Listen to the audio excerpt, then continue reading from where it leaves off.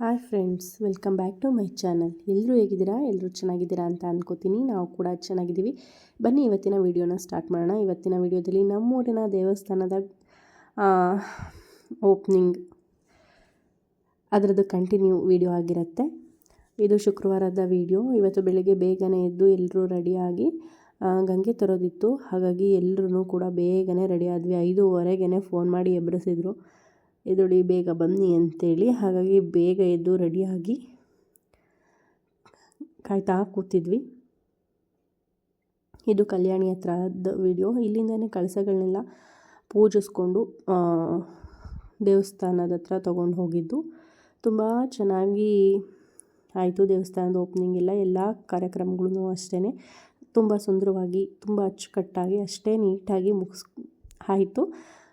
ಇಲ್ಲಿ ತಂದಿದ್ದಂತಹ ಬಿಂದಿಗೆಗಳಿಗೆಲ್ಲ ನೀರು ತುಂಬಿಸಿ, ಬ್ಲೌಸ್ ಪೀಸ್ ಕಟ್ಟಿ, ತೆಂಗಿನಕಾಯಿ ಇಟ್ಟು ಕಳಸನ ಪೂಜೆ ಮಾಡಿ, ಪ್ರತಿಯೊಂದು ಕೆಲಸನೂ ಅಷ್ಟೇ ಶ್ರದ್ಧೆಯಿಂದ ಎಲ್ಲರೂ ಕೂಡ ಮಾಡ್ತಾಯಿದ್ರು. ನಾನು ಅದನ್ನು ವಿಡಿಯೋ ಮಾಡ್ಕೋತಾ ನೋಡ್ತಾ ನಿಂತಿದ್ವಿ ಅಷ್ಟೇ.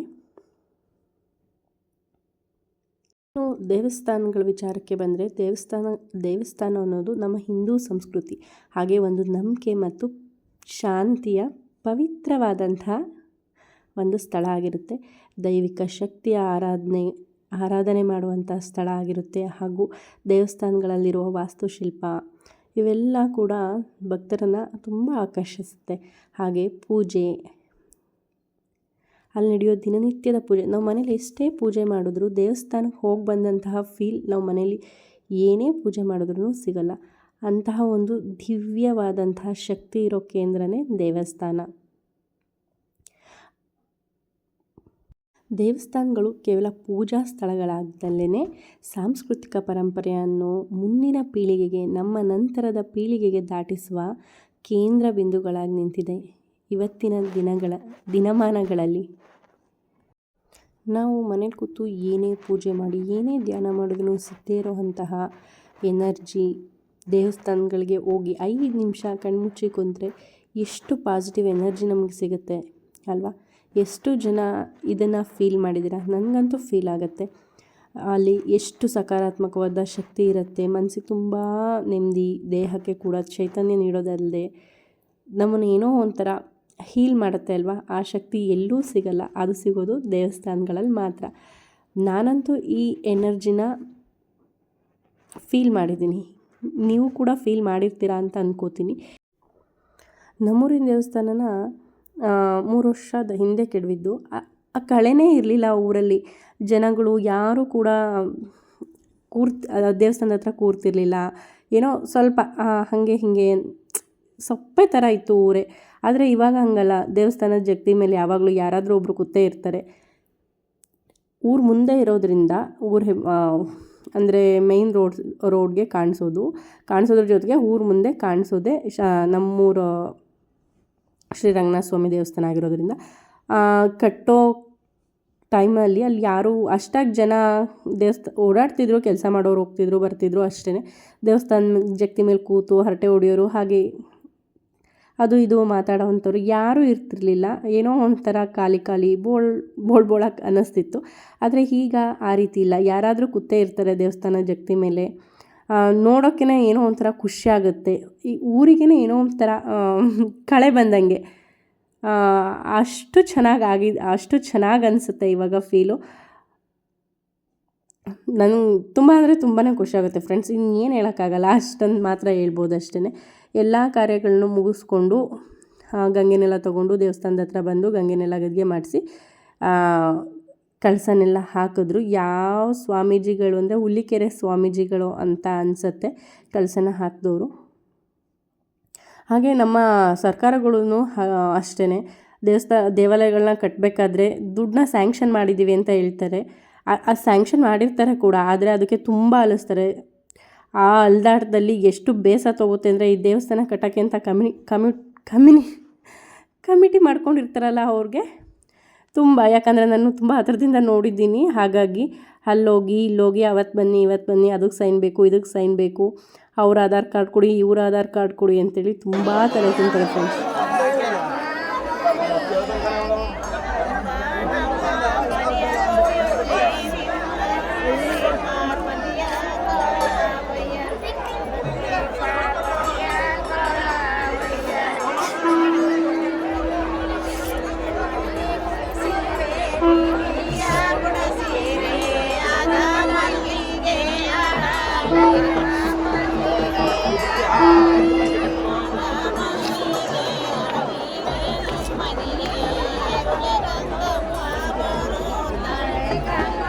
ಅಲ್ಲ ವಾಸ ಅವನ್ನ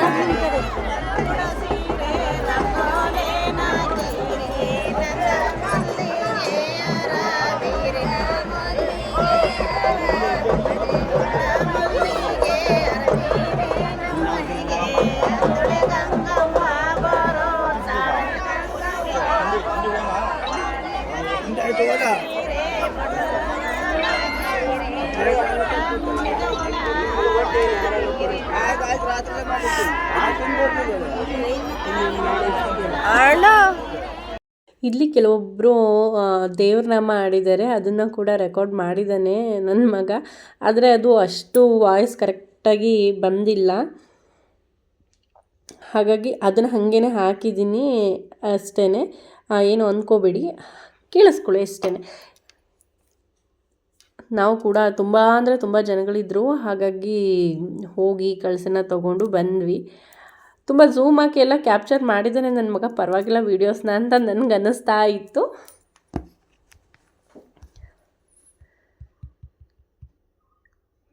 ತುಂಬಾ ಚೆನ್ನಾಗಿತ್ತು ಫ್ರೆಂಡ್ಸ್. ಅಂದರೆ ಅಷ್ಟು ತಲೆ ಕೆಡಿಸ್ಕೊಂಡು ಯಾರು ಅಷ್ಟೊಂದು ಗೆಸ್ಟ್ನ ಯಾರನ್ನೂ ನಾನು ಇನ್ವೈಟ್ ಮಾಡಿರಲಿಲ್ಲ. ಯಾಕಂದರೆ ಇಲ್ಲಿಂದ ಕರ್ಕೊಂಡು ಹೋಗೋದು ಕರ್ಕೊಬರೋದು ಇದೇ ಒಂದು ದೊಡ್ಡ ಕೆಲಸ ಆಗುತ್ತೆ ಅಂಥೇಳಿ ನಾವು ಕೂಡ ಭಾಷಣಗಳು ಮಾಡಿದ್ರಲ್ವ, ಗುರುಗಳು ಬಂದಿದ್ದರು, ಹಾಗೆ MLAಗಳೆಲ್ಲ ಬಂದಿದ್ರಲ್ಲ, ಆ ಟೈಮಲ್ಲಿ ಮನೆ ಹತ್ರ ಬಂದುಬಿಟ್ಟಿದ್ವು.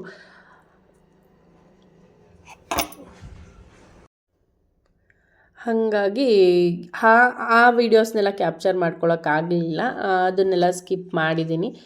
ಬಂದಿದ್ರು ಅಂತ ಹೇಳಿದ್ದೀನಿ ಅಷ್ಟೇ. ಚೆನ್ನಾಗಾಯಿತು ಫ್ರೆಂಡ್ಸ್ ಕಳಸ ಹಾಕಿದ್ದು ಎಲ್ಲ.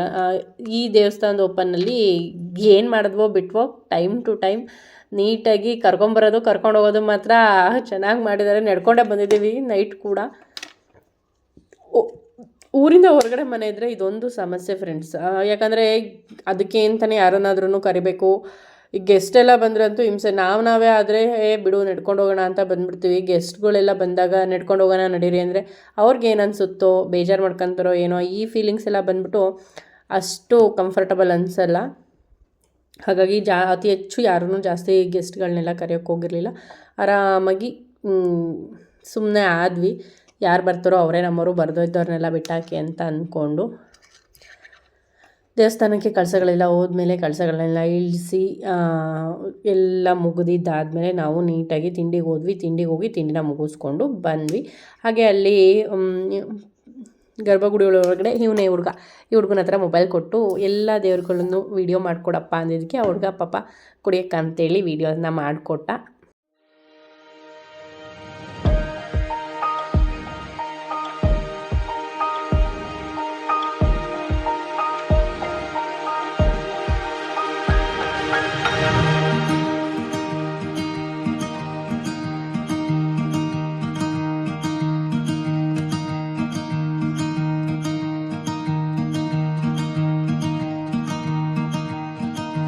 ಹಾಗೆ ದೇವ್ರ ದರ್ಶನ ಮಾಡಿಕೊಂಡು ಹೊರಗಡೆ ಬಂದಾಗ ಇಲ್ಲೊಂದು ಕಾಮಿಡಿ ನಡೀತಿತ್ತು. ನಮ್ಮ ಮನೆಯವ್ರಿಗೆ ಮೈಕ್ ಹಿಡಿತಿದ್ರು, ಮಾತಾಡಿ ಸರ್ ಅಂತೇಳಿ. ಐಸಿರಿ ನ್ಯೂಸ್ ಚಾನಲ್ನವರು ಅವರು ಮಾತಾಡಿ ಸರ್ ಮಾತಾಡಿ ಅಂತೇಳಿ ಎಷ್ಟೇ ಹೇಳಿದ್ರು, ಅವರೇ ಹೇಳಿಕೊಟ್ಟು ಸರ್ ಈ ಥರ ಮಾತಾಡಿ ಅಂದರು. ನಮ್ಮ ಮನೆಯವ್ರು ಇಲ್ಲ ನಾನು ಮಾತಾಡೋಲ್ಲ, ನನಗೆ ಅಷ್ಟೊಂದು ಕಂಫರ್ಟಬಲ್ ಅನಿಸಲ್ಲ, ಹಿಂಗೆ ಇಲ್ಲ ಮಾತಾಡೋಲ್ಲ ಅಂತ ಹೋಗ್ತಿದ್ರು. ಸುತ್ತಮುತ್ತ ಇರೋರೆಲ್ಲ ಏನೇ ಹೇಳ್ಕೊಟ್ರು ನನ್ನ ಗಂಡ ಮಾತೇ ಆಡಲಿಲ್ಲ. ಲಾಸ್ಟಿಗೂ ಹಾಗೆ ಹಿಂಗೆ ಹಾಕ್ಬೇಡಿ ಸರ್ ನಂದು ಅಂತ ಹೇಳ್ಬಿಟ್ಟು ಹೋದರು. ಹಾಗೆ ಈ ಆಂಟಿ ಬಂದುಬಿಟ್ಟು ಸರ್ ನಾನು ನಿಮ್ಮ ವೀಡಿಯೋಸ್ನೆಲ್ಲ ನೋಡ್ತಾ ಇರ್ತೀನಿ, ತುಂಬ ಚೆನ್ನಾಗಿ ಬರ್ತಿದೆ ಅಂತೇಳಿ ವಿಶ್ ಮಾಡಿ ಹೋದರು. ಸರ್ ನೋಡಿ ಹೇಳ್ಕೊಡ್ತಿದ್ದಾರೆ, ಅವ್ರು ಎಷ್ಟು ಹೇಳ್ಕೊಟ್ರು ನಮ್ಮ ಮನೆಯವ್ರು ಮಾತಾಡಲಿಲ್ಲ. ನನಗೆ ನಿಂತ್ಕೊಂಡು ತುಂಬ ಅಂದರೆ ತುಂಬಾ ನನ್ನ ನಗ್ತಿದ್ದೆ. ಇವರೆಲ್ಲ ನೋಡ್ಬಿಟ್ಟು ರೇಗಿಸ್ತಿದ್ದಾರೋ, ಏನಕ್ಕ ನೀನು ನೋಡಿದ್ರೆ ಅಷ್ಟು ಮಾತಾಡ್ತೀಯಾ, ನಿಮ್ಮ ಮನೆಯವ್ರು ಮಾತಾಡೋಕ್ಕೆ ಹಿಂಜಾಗ್ತಾರೆ ಅಂತೇಳಿ. ನನಗಂತೂ ತುಂಬ ಅಂದರೆ ತುಂಬಾ ನಗು ಬರ್ತಿತ್ತು. ನಾನು ಇಷ್ಟು ಪ್ರಯತ್ನ ಪಡ್ತೀನಿ ಏನೋ ಒಂದು ಮಾಡಬೇಕು ಅಂತೇಳಿ, ನಮ್ಮ ಮನೆಯವ್ರು ಯಾಕೆ ಈ ಥರ ಆಡ್ತಾರೆ ಅಂತೇಳಿ. ಆದರೂ ಕೂಡ ಪರವಾಗಿಲ್ಲ, ನಾನು ತುಂಬ ಅಂದರೆ ತುಂಬಾ ಫೀಲ್ ಆಯಿತು. ನಾನು ಇಷ್ಟೊಂದು ಮಾತಾಡ್ತೀನಿ, ಸೋಷಿಯಲ್ ಮೀಡಿಯಾ ಎಲ್ಲ ಯೂಸ್ ಮಾಡ್ತೀನಿ, ನನ್ನ ಹಸ್ಬೆಂಡ್ ಮಾತಾಡೋಕೆ ಹಿಂಜಕ್ತಾರಲ್ಲ, ಮಾತಾಡೋಕ್ಕೇನಾಗಿತ್ತು, ಅಧ್ಯಕ್ಷರಾಗಿ ಅವ್ರು ಮಾತಾಡಲಿಲ್ಲ ಅಂದ್ರೆ ಸರಿ ಹೋಗಲ್ಲ. ರಂಗನಾಥ ಸ್ವಾಮಿಯ ಮತ್ತು ಲೋಕದಮ್ಮ ತಾಯಿಯ ನೂತನ ದೇವಾಲಯ ಮತ್ತು ಶೀಲ ವಿಗ್ರಹ ಪ್ರತಿಷ್ಠಾಪನೆ ಮತ್ತು ವಿಮಾನ ಗೋಪುರ ಕಳಸಾರೋಹಣದ ಒಂದು ಪುಣ್ಯವಾದ ಕಾರ್ಯಕ್ರಮ ವಿಶೇಷವಾಗಿ ನಡೀತಿರುವಂತಹ ಒಂದು ಪುಣ್ಯವಾದ ನಿಟ್ಟಿನಲ್ಲಿಟ್ಟುಕೊಂಡು ಭಗವಂತನ ಸಾಕಾರವನ್ನು ಹೊಂದಿಕೊಂಡಿರ್ತಕ್ಕಂತಹದ್ದು ಪರಮಾತ್ಮನ ಲೀಲೆ. ಇವತ್ತು ಆ ಭಗವಂತನ ಅಭಯ ನಮ್ಮೆಲ್ರಿಗೂ ಕೂಡ ದೊರಕ್ತಾ ಇರುವಂತಹ ಸಂದರ್ಭ ನೋಡಿ. ತನು ಮನ ಧನವನ್ನು ಅರ್ಪಿಸಿ ಮಾಡುತ್ತಿರುವಂತಹ ಈ ಪುಣ್ಯವಾದ ಕಾರ್ಯ ಆ ಭಗವಂತನಿಗೆ ಮೀಸಲಿಡುವ ಕಾರ್ಯವಾಗ್ತಾ ಇದೆ. ಏಕೆಂದ್ರೆ ದೊಡ್ಡವರು ಹೇಳುವಾಗೆ ಸರ್ವಶ್ರೇಷ್ಠವಾಗಿರುವಂತಹ ಮಾನವ ಜನ್ಮ ದೊಡ್ಡದು. ಇರುವ 84 ಲಕ್ಷ ಜೀವರಾಶಿಗಳಲ್ಲಿ ಅಗ್ರಸ್ಥಾನ ಪಡೆದಿರುವಂತಹ ಈ ಮಾನವ ಜನ್ಮ ಭೂಮಿಯಲ್ಲಿ ಬದುಕಿರ್ತನಕ್ಕೆ ಮಾತ್ರ ಬೆಲೆ ಹೊರತು ಸತ್ತ ಮೇಲೆ ಹೆಣಕ್ಕೆ ಬೆಲೆ ಇಲ್ಲ. ಸತ್ತ ಪ್ರಾಣಿಯ ಹೊತ್ತು ತಂದು ಸಂತೆಯಲ್ಲಿ ಮಾರಿದರೆ ಹಣ ಕೊಟ್ಟು ಕುಂಬರಯ್ಯ, ಸತ್ತ ಸಿರಿವಂತನ ದೇಹವನ್ನ ಬೀದಿ ಬೀದಿಯಲ್ಲಿ ಕೇಳಿದ್ರು ಬಿಡಿಗಾಸ್ಕು ಕೇಳರಯ್ಯ ಅಂತ ದೊಡ್ಡವರು ಬರೋದು. ಒಂದು ಪ್ರಾಣಿ ಇದ್ರ ಮೇಲೆ ಸತ್ತು. ಹಾಗೆ ಶುಕ್ರವಾರ ನೈಟ್ ಹರಿಕಥೆನ ಆಯೋಜಿಸಿದ್ರು ಊರವರೆಲ್ಲ ಸೇರಿ. ಆರ್ಕೆಸ್ಟ್ರಾ ಅಂತ ಫಸ್ಟ್ ಮಾತಾಡಿದರು, ಆಮೇಲೆ ದೇವಸ್ಥಾನದ ಓಪನ್ಗೆಲ್ಲ ಆರ್ಕೆಸ್ಟ್ರಾ ಬೇಡ ಅಂತೇಳಿ ಹರಿಕಥೆನ ಮಾಡಿಸೋಣ ಅಂತೇಳಿ ಹರಿಕಥೆನ ಇಟ್ಕೊಂಡಿದ್ರು. ತುಂಬ ಚೆನ್ನಾಗಿ ಬಂತು. ನಾವು ಎಲ್ಲದರಲ್ಲೂ ಅರ್ಧಂಬರ್ಧನೇ, ಯಾಕಂದರೆ ಬನ್ನಿ ನಾವು ಬಿಟ್ಟು ಬರ್ತೀವಿ, ದಿನಸಿ ಎಲ್ಲ ತುಂಬ್ಕೊಂಬರ್ಬೇಕು, ಹಾಗೆ ಹಿಂಗೆ ಗಾಡಿ ಬರಲ್ಲ ಆಮೇಲೆ ಅಂತೇಳಿ ಸ್ವಲ್ಪ ಕೇಳಿಸ್ಕೊಂಡು ಹರಿಕಥೆನ ಬಂದ್ವಿ. ಇವರು ನಮ್ಮೂರು ಹುಡುಗಿನೇ ಶ್ವೇತಾ ಅಂತೇಳಿ, ಇವರೊಂದು ಭರತನಾಟ್ಯ ಪ್ರೋಗ್ರಾಮ್ನ ಕೊಟ್ಟರು. ಹಾಗೆ ತುಂಬ ಚೆನ್ನಾಗಿತ್ತು ಹರಿಕಥೆ, ತುಂಬ ಇಷ್ಟ ಆಯಿತು. ಮೈಸೂರಿನವರು ಅವ್ರ ಹೆಸರು ಮರ್ತೋಗ್ಬಿಟ್ಟೈತೆ, ಒಂದೇ ನಿಮಿಷ. ಹೆಸರು ಬಂದುಬಿಟ್ಟು ಶ್ರೀ ಭರತ್ ಶಿವಕುಮಾರ್ ಶಾಸ್ತ್ರಿ ಅಂತೇಳಿ ಮೈಸೂರಿನವರು. ಇವರು ತುಂಬ ಚೆನ್ನಾಗಿ ನಡೆಸ್ಕೊಟ್ರು ಹರಿಕಥೆ ಕಾರ್ಯಕ್ರಮನ. ಫುಲ್ಲು ಅಂದರೆ ಹರಿಕಥೆ ಮುಗಿಯೋ ತನಕ ಕೂತ್ಕೊಂಡು ಕೇಳಿದವರೆಲ್ಲ ಹೇಳಿದ್ದು ತುಂಬ ಚೆನ್ನಾಗಿ ಬಂತು ಕಣೆ, ಇರಬೇಕಿತ್ತು ನೀನು, ತುಂಬ ಅಂದರೆ ತುಂಬ ನಗು ಬಂತು, ಅಷ್ಟು ಚೆನ್ನಾಗಿ ಕಾಮಿಡಿ ಮಾಡ್ಕೊಂಡು ಮಾಡಿದ್ರು ಅಂತೇಳಿ. ನಾನು ಅಂದ್ಕೊಂಡೆ ಹಿಂಗಾಗ್ಬಿಡ್ತಲ್ಲ ಅಂತೇಳಿ. ಹಾಗೆ ನಮ್ಮೂರು ದೇವಸ್ಥಾನದ ನಿರ್ಮಾಣ ಶಿಲ್ಪಿಗಳು ಬಂದುಬಿಟ್ಟು ಶ್ರೀ ಮೋಹನ್ ಕುಮಾರ್ ಮತ್ತು ಅವರ ವೃಂದದವರು, ಮುರುಡೇಶ್ವರದವರು, ಅವರು ಕೂಡ ತುಂಬ ಚೆನ್ನಾಗಿ ನಮ್ಮೂರು ದೇವಸ್ಥಾನನ ಮಾಡಿಕೊಟ್ಟಿದ್ದಾರೆ. ಎಲ್ರಿಗೂ ಕೂಡ ನಮ್ಮ ಕಡೆಯಿಂದ, ನಮ್ಮೂರವ್ರ ಕಡೆಯಿಂದ ತುಂಬ ಹೃದಯದ ಧನ್ಯವಾದಗಳು. ಹಾಗೆ ಯಾರೆಲ್ಲ ಏನು ಹೇಳ್ತಾರೆ, ಯಾರೆಲ್ಲ ಪ್ರತ್ಯಕ್ಷವಾಗಿ ಪರೋಕ್ಷವಾಗಿ ನಮ್ಮೂರು ದೇವಸ್ಥಾನ ಕಟ್ಟೋಕ್ಕೆ ಸಹಾಯ ಮಾಡಿದ್ದಾರೆ, ಅವ್ರಿಗೆಲ್ಲರಿಗೂ ಕೂಡ ನಮ್ಮೂರ ಎಲ್ಲ ಜನತೆಗಳ ಪರವಾಗಿ ತುಂಬ ಹೃದಯದ ಧನ್ಯವಾದಗಳಂತ ಹೇಳ್ತೀನಿ. ಯಾರೇ ಆಗಿರ್ಬೋದು, ಅದು ನಮಗೇಳಿಲ್ಲ ಅಂತೇಳಿ ವಾದ ವಿವಾದಗಳು ಬೇಡ. ಹಾಗಾಗಿ ಎಲ್ರಿಗೂ ಕೂಡ ತುಂಬ ಹೃದಯದ ಧನ್ಯವಾದಗಳು ಫ್ರೆಂಡ್ಸ್. Thank you. ಈ ವಿಡಿಯೋ ನಿಮಗೆ ಇಷ್ಟ ಆಯಿತು ಅಂತ ಭಾವಿಸ್ತೀನಿ. ವಿಡಿಯೋ ಇಷ್ಟ ಆಗಿದ್ರೆ ಗೊತ್ತಲ್ಲ, ಒಂದು ಲೈಕ್ ಮಾಡಿ, ಕಮೆಂಟ್ ಮಾಡಿ, ಹಾಗೆ ಶೇರ್ ಮಾಡೋದನ್ನ ಮರಿಬೇಡಿ. ಕಂಪ್ಲೀಟಾಗಿ ವಿಡಿಯೋ ನೋಡಿ. ಹೀಗೆ ನಿಮ್ಮ ಸಪೋರ್ಟ್ ಮುಂದುವರಿತಾ ಇರಲಿ. ಹೀಗೆ ಹಾರೈಸಿ ನಿಮ್ಮ ಜೊತೆ ನಮ್ಮನ್ನು ಕೂಡ ಬೆಳೆಸಿ ಅಂತ ಹೇಳ್ತಾ ಇವತ್ತಿನ ಈ ವಿಡಿಯೋನ ಇಲ್ಲಿಗೆ ಎಂಡ್ ಮಾಡ್ತಿದ್ದೀನಿ. ಸಿಗೋಣ ಮತ್ತೊಂದು ವಿಡಿಯೋದಲ್ಲಿ. Thank you friends. ಬಾಯ್.